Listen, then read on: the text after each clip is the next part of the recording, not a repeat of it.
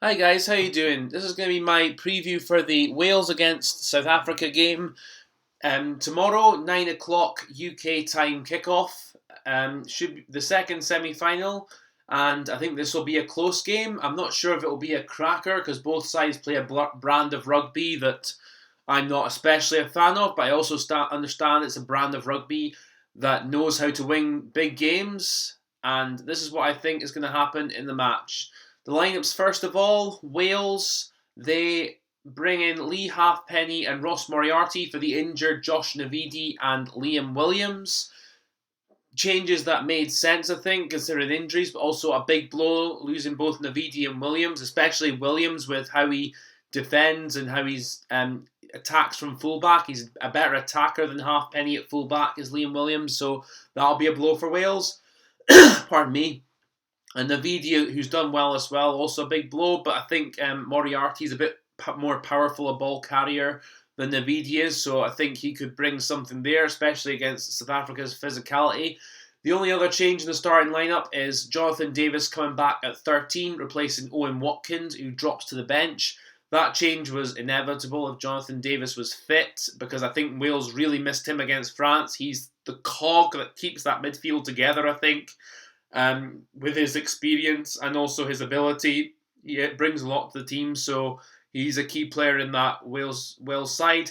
The only thing I think I'm a bit of a gripe of is dropping Owen Watkins instead of Hadley Parks, as Hadley Parks hasn't played that well in this tournament so far, and I think it's just because Gatlin knows that system well. He trusts it, so that's where he's going to try and keep Parks at 12. Even though I don't think he's done enough to justify keeping his selection, and that Watkin at 12 would be a better choice alongside Jonathan Davis. But in terms of obviously experience together, I can understand that as well. For South Africa, the only change they made is on the wing with Cheslin Kolbe being replaced by Sabu Nkosi. That is a big blow. I think you losing a player like Kolbe, I think Josh Adams would be breathing a bit of a sigh of relief, because I think if it was Kolbe against Adams, Kolbe would have won almost every time. Not that Adams is a bad player. I think Adams is a very good attacker, but defensively, I think against Fiji, he was found wanting a little bit in that game. And against a player like Colby, it'd be very difficult. Nkosi, I think he's a very able winger, good replacement, but I don't think he's quite the X factor ability that Colby has. The rest of the South African team is the same that played against Japan, and I think they're going to be similar to what they were against Japan. Very physical, very direct. They're going to be plenty of kicking. They're going to put the Wales defence and back three under pressure with both their physicality and their kicking game.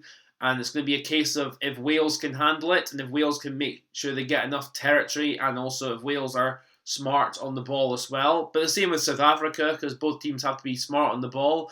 Defence is going to be key as well.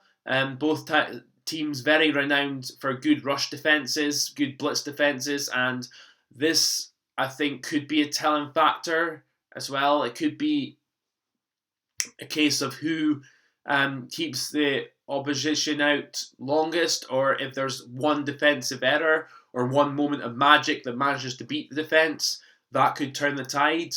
And I think also the kicking is going to be key, off the kicking tee, that is. I think with Halfpenny back, Wales have at least got a very reliable kicker now.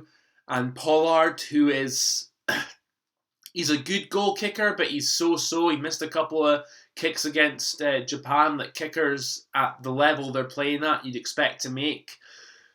And yeah, I think that could possibly be a telling factor.